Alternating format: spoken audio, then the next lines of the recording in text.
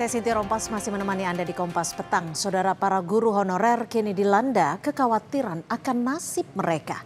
Muasalnya adalah isu penataan tenaga non-ASN lewat surat edaran Kementerian Pendidikan Dasar dan Menengah nomor 7 tahun 2026. Tidak sedikit yang menyalahartikan aturan ini sebagai langkah penghapusan guru honorer pada akhir 2026.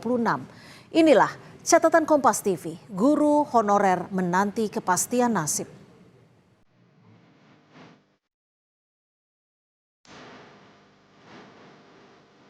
Baca rumor tersebut atau wacana tersebut jujur sedih karena passion saya ketika saya mengajar di sini, saya menemukan bahwa passion saya termasuk mengajar.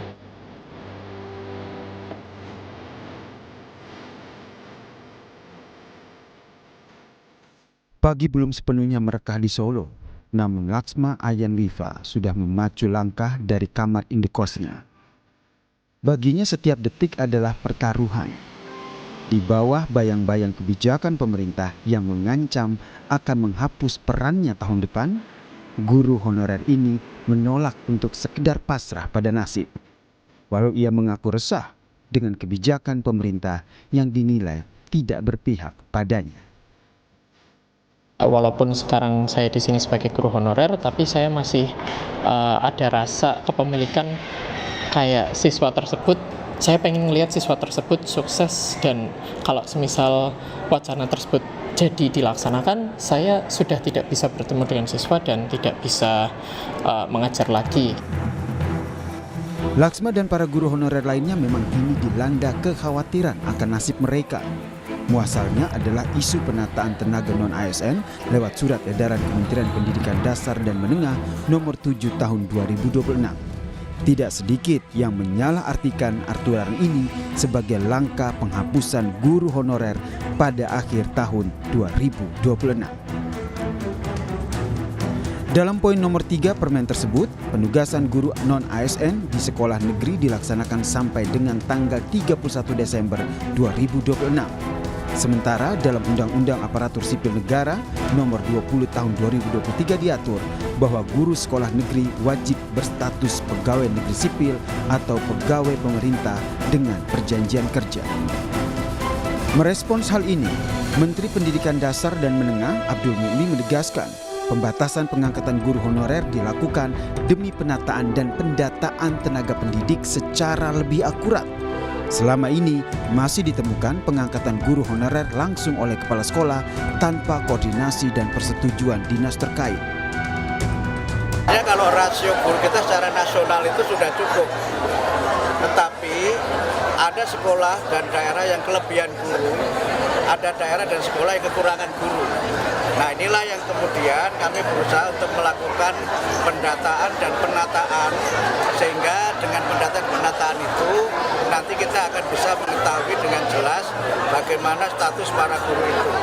Karena banyak, mohon maaf, guru honorer itu diangkat begitu saja oleh kepala sekolah tanpa sepengetahuan dan sepersetujuan para kepala dinas. Anggota Komisi 10 DPR RI mendesak pemerintah untuk merombak total tata kelola guru di Indonesia dengan meminta nasib dan aturan para pendidik tidak lagi dikendalikan oleh Kementerian Pan-RB, tapi di bawah naungan Mendikdasmen.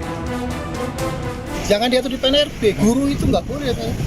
Guru itu rezimnya adalah Undang-Undang Pendidikan. Dia harus masuk prinsip undang-undang yang lex spesialis. Nah, terus bagaimana hubungan antara Kemendikdasmen dengan Pan-RB? Hanya melaporkan saja, tidak menentukan kualifikasi. Yang menentukan kualifikasi adalah Dikdasmen. Di sisi lain, Federasi Serikat Guru Indonesia menilai kepastian status tidak akan berarti tanpa perbaikan kesejahteraan. Guru honorer bukan angka yang bisa dihapus demi penghematan, melainkan nyawa pendidikan yang layak hidup sejahtera. Bagaimana memastikan guru-guru ini dengan status barunya tadi gitu ya, itu tetap digaji gitu, tetap dibayar. Pastikan gitu mereka berubah status, tapi juga kesejahteraannya kalau bisa ditambah, bukan malah dikurangi atau mereka daerah nggak mampu terus mereka jadi hilang gitu atau tidak dengan alternatif jadi dipecat kan begitu. Nah itu yang kita Ya. harus hindari. Di tengah badai ketidakpastian, Kemendikdasmen dan juga Kemenpan RB kini berpacu menyusun skenario transisi demi nasib para guru honorer. Di ujung pengabdian, banyak guru honorer kini hanya bisa menggantungkan asa pada selembar kepastian status sebelum lonceng aturan baru resmi berdentang pada awal tahun depan. Tim Liputan, Kompas TV.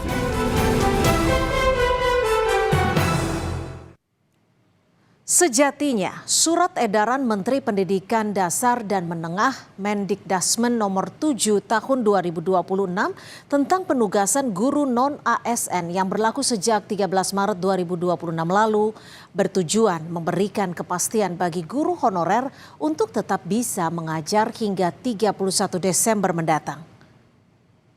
Dasar dan Menengah. Surat edaran ini menjadi dasar bagi pemerintah daerah atau Pemda untuk tetap bisa mempekerjakan guru honorer akibat pemberlakuan Undang-Undang ASN yang baru yang menghapus istilah honorer. Tetapi yang terjadi justru sebaliknya. Banyak guru honorer khawatir akan keberlanjutan nasib mereka. Pengabdian puluhan tahun menjadi guru akan terhenti bila sampai akhir tahun ini mereka belum berstatus ASN pegawai pemerintah dengan perjanjian kerja atau ASN P3. Jaringan Pemantau Pendidikan Indonesia JPPI mencatat hingga saat ini masih ada sekitar 2,3 juta guru honorer yang mengajar di sekolah dan madrasah negeri maupun swasta. Tenggat waktu yang tersisa kurang dari 7 bulan untuk menjadi momok menakutkan bagi jutaan guru honorer tersebut. Karena banyak dari mereka belum berstatus sarjana, tidak memiliki sertifikat pendidik karena belum menempuh pendidikan profesi guru, atau tidak terdaftar dalam data pokok pendidikan alias Dapodik. Belum lagi, Pemda sering tidak mengusulkan jumlah kebutuhan guru yang sesuai dengan kebutuhan real di lapangan, dengan alasan tidak punya uang. Karena begitu alih status dari honorer menjadi ASN P3K terjadi, maka sumber penggajian bagi para guru berubah dari anggaran BOS yang menggunakan APBN ke anggaran belanja pendapatan daerah atau APBD.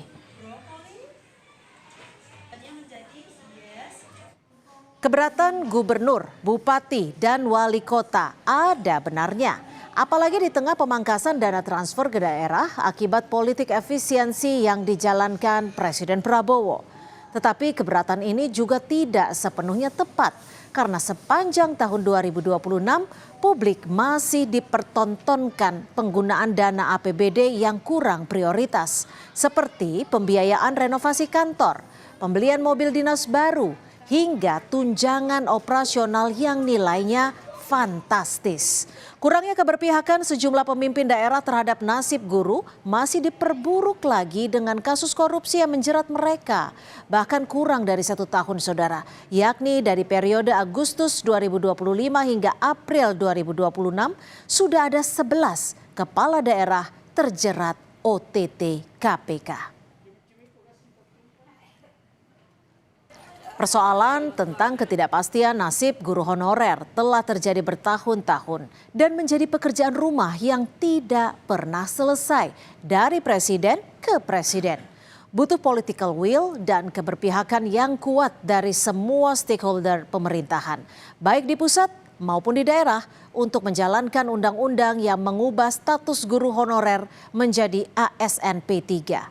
Tentu tidak hanya stakeholder pendidikan saja yang terlibat, tetapi juga stakeholder lintas kementerian seperti keuangan, pengaturan birokrasi, hingga Kementerian Dalam Negeri.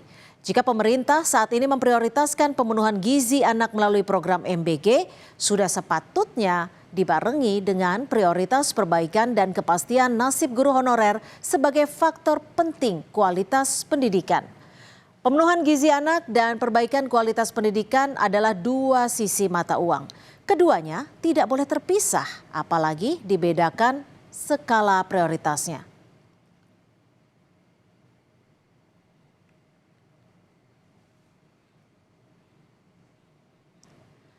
Alih status guru honorer menjadi ASN P3K tidak hanya memberikan kepastian bagi mereka tetap bisa mengajar, tetapi juga upaya memperbaiki kesejahteraan para guru.